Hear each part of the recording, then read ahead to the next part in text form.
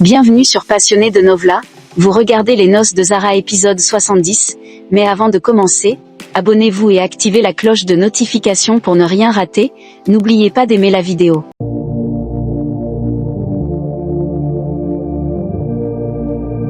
L'épisode s'ouvre sur une scène tendue où Zara crie à l'aide, appelant le Tout-Puissant et implorant quelqu'un de venir sauver Kabir, qui est allongé, les yeux fermés. Kabir, qui joue un rôle, lui reproche de ne pas être assez convaincante dans son interprétation. Zara s'énerve, défend son jeu, et les deux se disputent légèrement tout en continuant leur mise en scène, espérant attirer l'attention. Ils essaient de tromper quelqu'un en jouant une scène de détresse. Soudain, la porte s'ouvre et Zara avertit Kabir que quelqu'un approche. C'est Wassim qui entre, et Zara simule la panique, disant que Kabir s'est effondré soudainement. Wassim s'approche pour examiner Kabir, mais ce dernier le surprend en l'attaquant. Une bagarre éclate entre les deux hommes, Zara tente d'aider Kabir, mais celui-ci lui ordonne de fuir.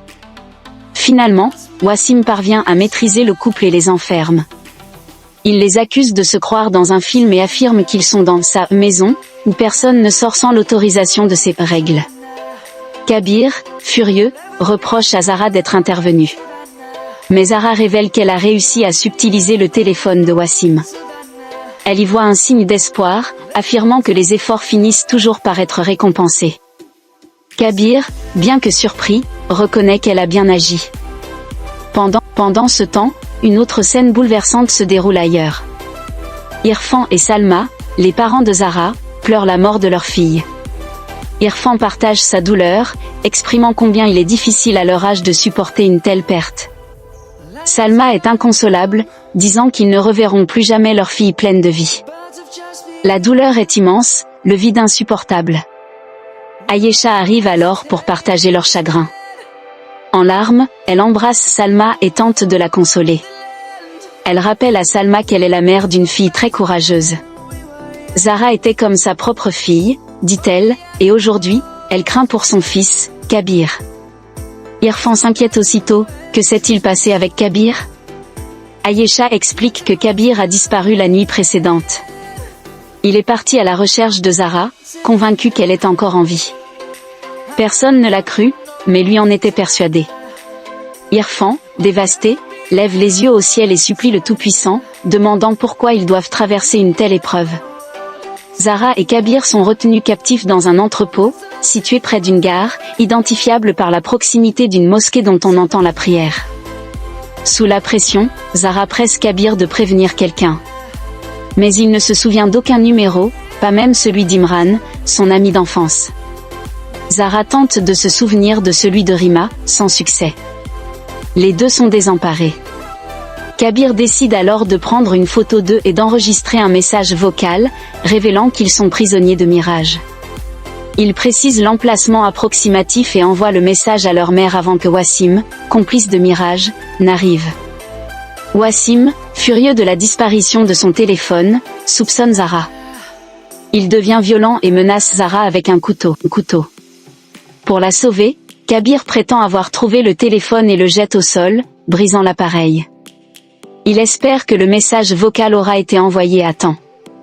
De l'autre côté, Salma et Ayesha prient intensément pour leurs enfants.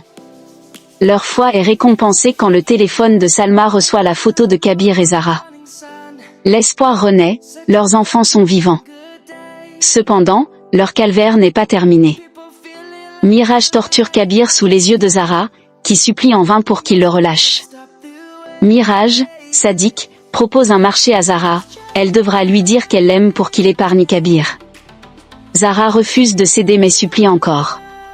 Mirage veut l'humilier en exigeant une déclaration d'amour, tout en promettant une vie plus facile. Kabir, prêt à tout pour Zara, encourage sa femme à ne pas plier. Mais Mirage continue son jeu cruel. Dans un moment de tension extrême, Mirage tente de noyer Kabir dans un tonneau d'eau, forçant Zara à crier son amour à Kabir dans l'espoir de le sauver. Elle déclare avec force qu'elle n'aimera jamais que lui, qu'elle préférerait mourir que de mentir. Kabir lui répond dans un dernier souffle. Zara hurle son amour, mais Kabir s'effondre, inconscient. Zara crie désespérément son nom, craignant de l'avoir perdu à jamais. Pendant que Zara et Kabir luttent pour survivre, l'enquête progresse de l'autre côté. L'inspecteur Pandey est au téléphone, ordonnant à ses équipes de fouiller chaque recoin à la recherche d'indices. Soudain, les parents d'une jeune fille disparue entrent en détresse, implorant de l'aide. L'inspecteur les rassure, affirmant que la photo de leur fille a déjà été diffusée dans tous les postes de police et que des nouvelles ne tarderont pas. C'est alors qu'Irfan arrive avec des informations cruciales. Il annonce que Kabir et Zara sont vivants. Face au scepticisme de l'inspecteur et de Shabazz, Irfan présente la preuve, une photo et un message vocal envoyé au téléphone de Salma depuis un numéro inconnu. Kabir y affirme qu'ils sont retenus dans un entrepôt par Mirage, près d'une gare ferroviaire dont on entend les trains. Le message est pris au sérieux. L'inspecteur ordonne à Tiwari d'identifier le numéro et de retracer l'appel immédiatement. Dans l'entrepôt, Zara tente une dernière stratégie. Elle supplie Mirage de la détacher pour qu'elle puisse rejoindre Kabir, toujours inconscient. Mirage accepte à une seule condition, qu'elle lui dise qu'elle l'aime. Zara, désespérée, cède pour sauver la vie de Kabir. Mais au moment où Mirage pointe son arme sur Kabir, ce dernier reprend conscience, attrape la main de Mirage et le désarme. Il braque alors l'arme sur lui. Avec calme mais fermeté, Kabir menace Mirage, l'exhortant à ne pas lui donner de raison de tirer. Il lui ordonne de dire à Wassim de se retirer. Face à la situation, Mirage obéit. Zara est alors libérée. Sans perdre une seconde, Kabir frappe Mirage et, avec Zara, il s'enfuit de l'entrepôt, déterminé à échapper définitivement à leur ravisseur. Shabazz contacte Imam Hashmi pour lui annoncer une nouvelle cruciale, Kabir est vivant, et Zara aussi. Ils sont ensemble, bien qu'encore retenus en otage. Grâce à un message vocal et une photo envoyée discrètement, la police a désormais une piste. Shabazz sollicite l'aide de Hashmi, connaisseur des moindres recoins de la ville. Ce dernier accepte immédiatement de contribuer à leur recherche et demande à recevoir les éléments à l'instant. Pendant ce temps, Kabir et Zara fuient à moto, savourant un rare instant de liberté. Mais leur espoir est brutalement interrompu lorsqu'une voiture fonce sur eux. Kabir est violemment projeté au sol. Zara panique, l'appelle désespérément, cherchant de l'aide. À ce moment critique, Imam Hashmi apparaît, prêt à leur venir en aide. Au poste de police, l'inspecteur Pandey écoute attentivement le message vocal de Kabir, décrivant leur captivité dans un entrepôt situé près d'une gare. Un policier identifie un indice sonore crucial, l'appel à la prière d'une mosquée qu'il reconnaît. Il est convaincu qu'il s'agit de celle près de chez sa fille à Islampur, à proximité immédiate d'un entrepôt et de la ligne de chemin de fer vers Gorakhpur. L'inspecteur donne l'ordre de se rendre immédiatement sur place avec son équipe. Pendant ce temps, dans l'entrepôt, Kabir a de nouveau été capturé. Mirage le réveille violemment en lui jetant de l'eau au visage. Il le torture sous les yeux impuissants de Zara.